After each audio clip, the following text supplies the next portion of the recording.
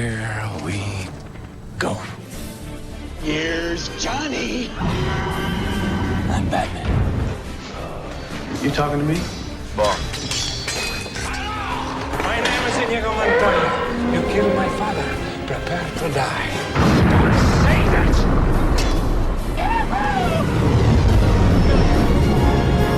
Remember, the Force will be with you, always. Frack you later, fucking puss. Yeah, baby! You're gonna need a bigger boat. Frankly, my dear, I don't give it. We're not in Kansas anymore. He's looking at you, kid. From home. Good morning, Vietnam!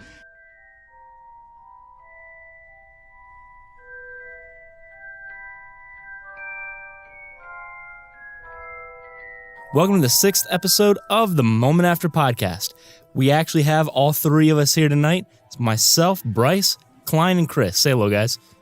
Yo, what's up? What's up? Tonight we're going to be having a non-spoilers discussion of the new Nazi movie, Operation Finale. Nazi movie? Yeah, it's a Nazi movie. Is that where you're going to go in as? It's a Nazi movie? It's technically a biography drama on history, but you know, I don't think it's a Nazi movie. We'll just go into saying Nazi movie. Oh, no, it's a Nazi movie. Okay. It's a Nazi, so you shouldn't go see it. Pretty It's much. a Nazi movie. It was directed by Chris Weitz and written by Matthew Orton. And according to his IMDb, that was the first and only thing Matthew Orton's ever written, right? So looking at that, then looking at Chris Weitz' IMDb page, all he really had on there was The Golden Compass Horrible movie. Yeah. and Twilight New Moon. Oh, that was great. Oh God, that's a Great. great. That's a great company for him. You know, it's like say that's what the movies I did. It's like if you could put up a worse resume, those two You know, we movies would've would hired you, but definitely your be on there. portfolio is a little messed up. I mean, I looked on IMDb, both of them got below 40 on Rotten Tomatoes, rather. So going into this movie, I was a little worried about it. I was like, I don't know how good this movie's actually going to be. Kline, you want to give us the synopsis, man? The movie follows a team of secret agents set out to track down the Nazi officer who masterminded the Holocaust. So after what I just told you guys about the writer and the director, what do you guys think of the movie? Like, was I right to feel a little trepidation about it? I think the movie was good for educational purposes. Like, it was enjoyable that way. Like, it was long and it was drawn out, but it was... I mean, you can't spoil the movie either. I mean, it's history. Yeah. It's already True. written, man. You can go look it up. True, but, I mean, a movie is supposed to be a movie, and a documentary is supposed to be a documentary. They're different. Movies are not meant to educate. Sometimes they do, but because of that, in my opinion, I feel like the movie was incredibly boring at times. Well, it depends on what the purpose of the movie is, because, I mean, movies can educate, but their goal is to entertain first. This is a completely historical biography on this dude. What was his name? I forgot his name. Eichmann. Not Adolf Eichmann. But see, here's the thing. Like, it never says based on a true story or anything like that. In the trailers, it did. In the trailers, it did. It said it was based on a true story. Really? Yeah. Yeah. See, I missed that. But even still, your goal is to tell the most entertaining story that you can through a movie. Otherwise, you should have released it as a documentary. If that's what you want to do, fine. But you have to know what you're watching when you go in to see it. I felt like the trailers, after seeing the trailers and then watching the movie, I felt the trailers did a good job showing what the movie was about. And me, I really enjoyed the movie. I really enjoyed. Yeah, I really enjoyed what they did. I really enjoyed what they showed. I wasn't bored with it at all. There were moments where, sure, the pace can pick up because, I mean, it's a movie that you got to know what you're going into. This movie isn't going to have huge explosions. This is a personal story. But here's the thing. I wasn't expecting it. I wasn't expecting that. I wasn't expecting to go in there and watch Infinity War, World War II. You know what I'm saying? But there are movies like My Dinner with Andre, right? That movie is just two people sitting and talking. Or 12 Angry Men. 12 people sitting around a table, just talking to each other, not going anywhere, and it is so engaging and just you're in it. 8 was like that too. Right, and you're so in it. And I never felt like that with this movie.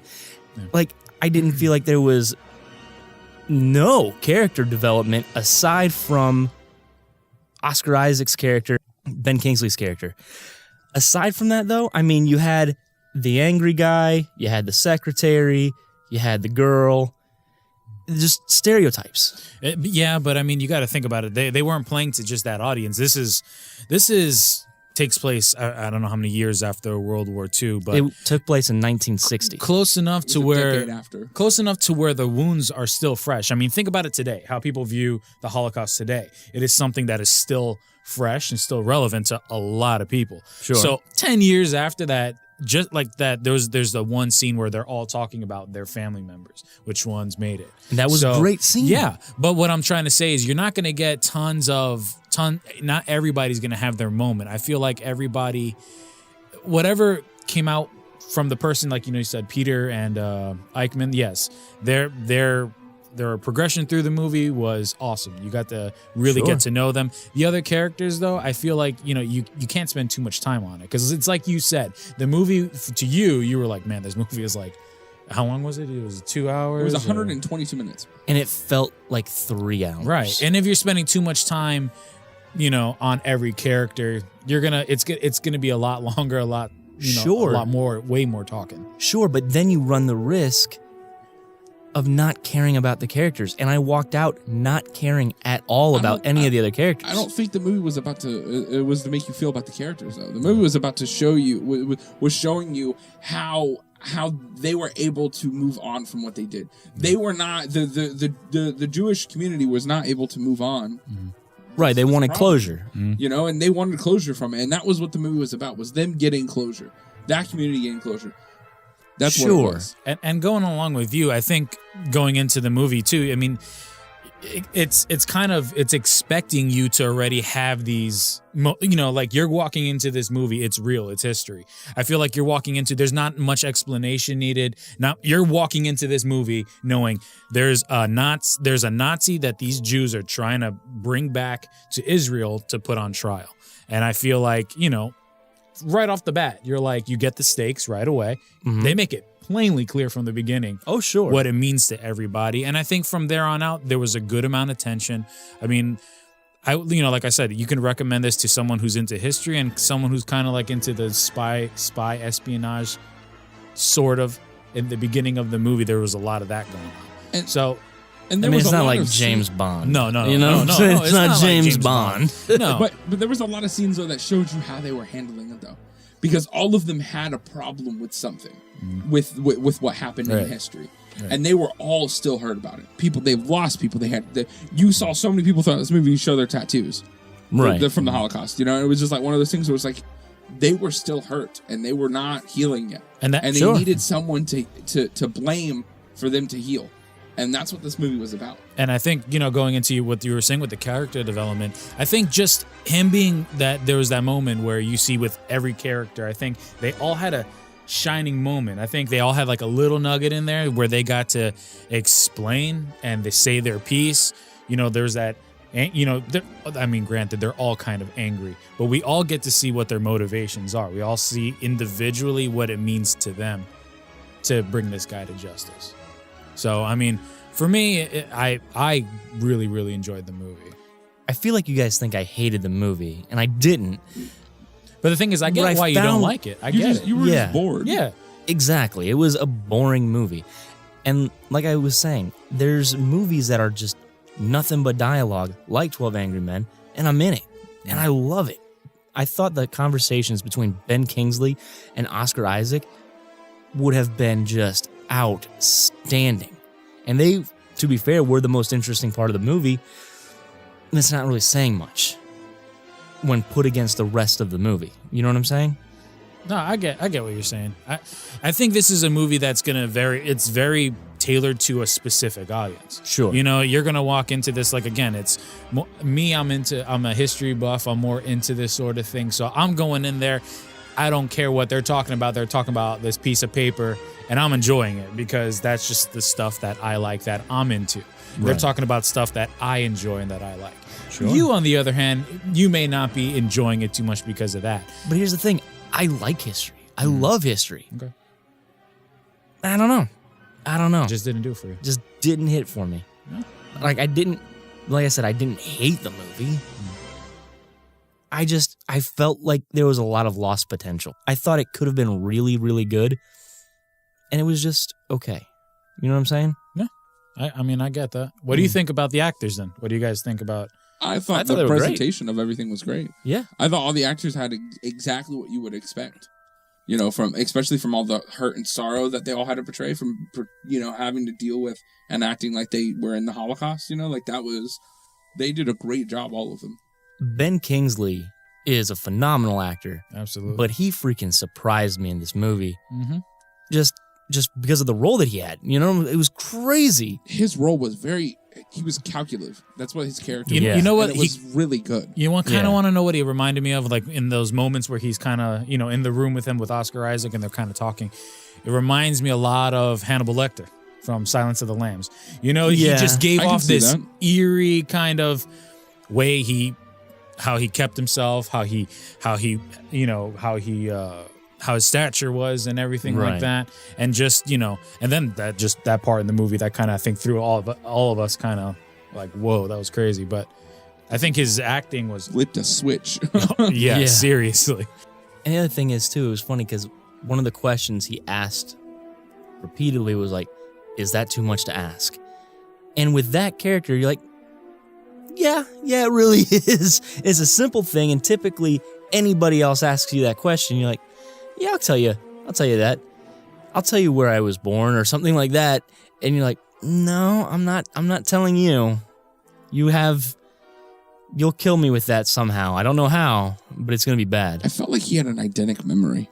Yeah, he probably did. Like he remembered things. There were certain things. There was at one point where the one guy was reading off his number and he flipped, you know. And well, it said that he was kind of. Well, I think they said in the beginning he was kind of like obsessed with numbers. Like that was his thing. Like he was just forgot what it was. I think they said it kind of passing like that, but like he was very particular. I mean, you saw him, you know, with the napkin and just constantly dabbing at him. He was very dapper. He probably had OCD or something. Yeah, probably a little bit. Yeah.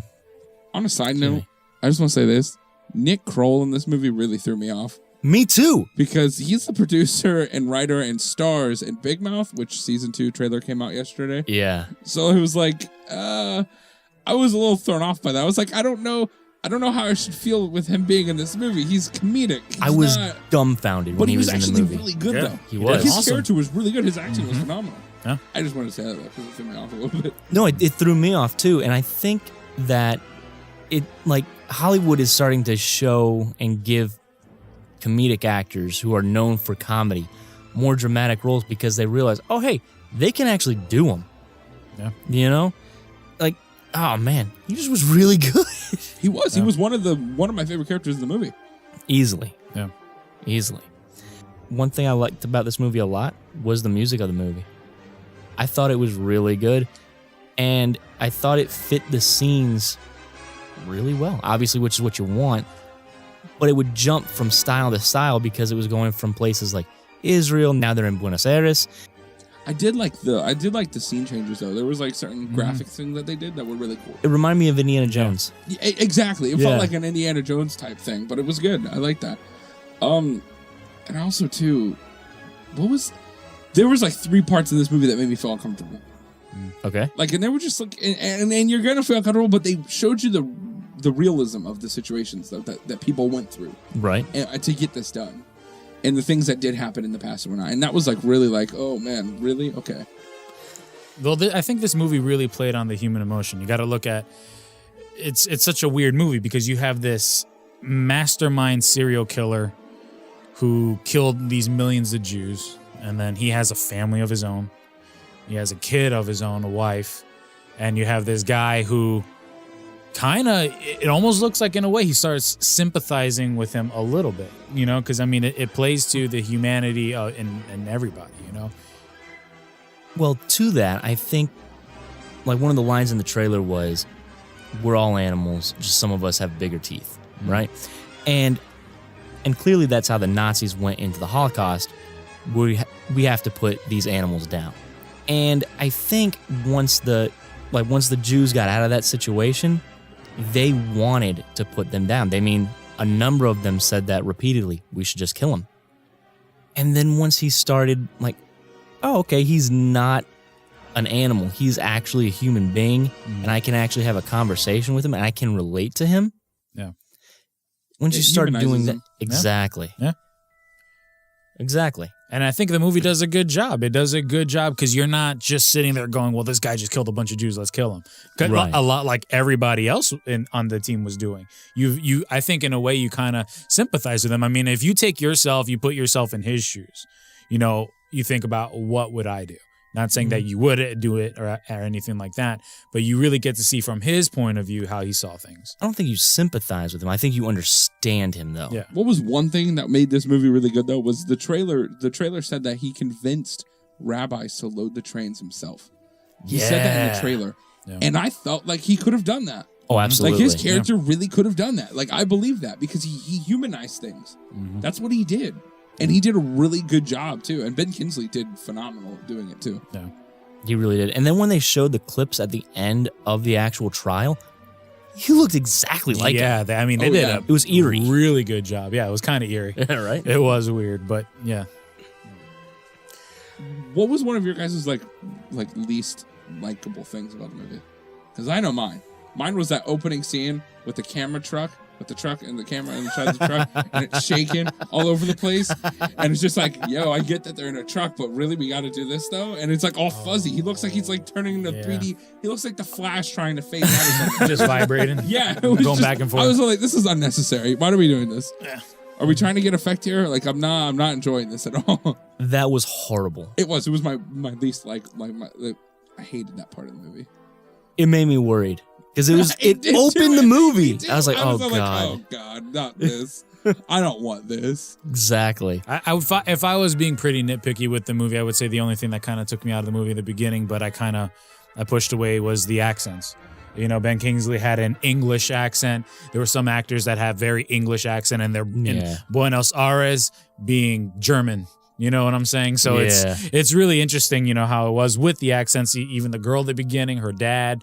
And, I think they were native Argentine. She was at least a native Argentina, wasn't she? Mm-hmm. The accents threw me off a little bit, but I was able to shake it off, and I was okay with it as the movie went on. That's the risk you run of going to other countries like that.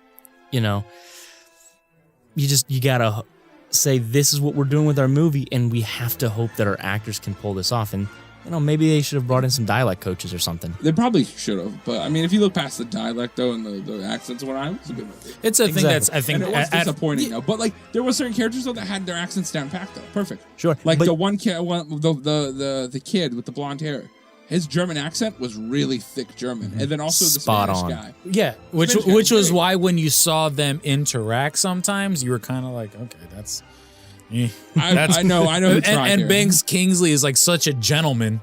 You just cannot, see him there with like a tea and just sit back like a good English guy. You know what I'm saying? It's just it was sometimes it took me out of the movie a little bit, but it's really tough. I would rather the fake accents than them try to do an accent like Scarlet Witch with her Russian accent. Yeah, it was bad. And just completely bomb it, and then you can't watch it, and it's unwatchable at that point. I would rather take them doing their, the regular accents than try to adopt a German or a Spanish accent. But it's not even like that's a new thing, though. Look, go back to Gladiator. Joaquin Phoenix had an English accent, and he's supposed to be Roman. That's English is the de facto bad guy. You know what I'm saying? Exactly. Always. But then, what does a Roman accent sound like, though? Don't question me, Kline. I don't know what a Roman accent I don't know sounds either. like. I don't know. They spoke Latin. That's what I'm getting at. So Did they speak? They Yeah. were Latino. It was Latin, so they spoke. No. They spoke Latin, but I'm thinking something else. It would be something similar to Italian and maybe Sicilian and Spanish. Those are the off branches of what Latin was. Like for me, going back to your question of which was the worst scene or the one thing that upset me the most, it was Oscar Isaac's overall character. Just, I'm going to do this, and I am always right, no matter what. Even if I'm wrong, I am right, and I'm going to prove it to you. And it just irked me a little bit. Because I don't know that, I mean, I'm assuming that that's how that guy was in real life, and if that was, then fine. Yeah. But I didn't enjoy that. You know what I'm saying? Yeah. No, I mean, that seemed like it was just part of his personality. I mean, putting someone like that on a team as crazy of a mission that they were going to do seems like a really weird choice, but I guess that's kind of why they made... I mean, they did hesitate on it a lot. I mean, the guy was clearly unhinged a little bit. But in a way, again, there was that one guy, you know, with that scene with Ben Kingsley and that other Jewish guy in the closet, you know? Oh, yeah. And he was losing his mind, you know? Sure. So, I mean, I feel like almost any Jew at the time you put near a Nazi, they're not going to be, you know... They're too not gonna friendly. Right, yeah. Yeah. All right. So, guys, we have our opinions out there. So, Kline, what would you give this movie? I would, if you're a historian buff, I would say go see it. Like, run out and see it? Not run out and see it, but, you know, if you want to go see it, go see it. Sure. I mean, it's a good movie. It will be a good movie. Okay. Chris, what about you, man? I'm going to go with Kline. If you're a history buff and you kind of love this stuff, you love the era and the time period it's set in, I would definitely go see it now. I mean, it's to me, it's a solid movie with solid actors, great performances. So I really enjoyed it. I guess if you're not really into that thing, I mean, yeah. Otherwise, go see it in a matinee. Yeah, I can appreciate that. Personally, I am a fan of history, and I enjoy that kind of stuff a lot. The movie never hit with me. It never connected. Like I said, I didn't hate it. I'd say stream this movie. This movie feels like it should have been placed on like the History Channel. A lot less star power, and then you give it to the History Channel, and it will probably do fairly well. And I think that's where it should have been. We get it in the theaters. It's definitely not going to win the box office this week. Absolutely not. No, it won't. It probably win an Oscar. Really? I could see it winning an Oscar. I could see it being up for the nominated for the Oscars. It depends on what For the what? It depends on the competition this year. I would say It's already in the running, though. I mean, I could see it being one of the nominees, though. I can But for see what? I can see maybe for Kingsley getting a nomination out of this So like a because best Kingsley actor? did. Yeah, Or but best I mean, supporting actor? Yeah, but right now it's still early. I mean, we It's know super how much early. stuff is going to be I coming know, out. that's true, too. But so- right now, I would say Kingsley for sure. He I mean, he did such a good job with this movie. He really did. I mean, I would say the only thing that would be holding something like him back would be something like the accent. Because, I mean, if you watch something like Schindler's List that Steven Spielberg directed, Liam Neeson won an Academy Award for that, or was at least nominated, and he did the accent and everything.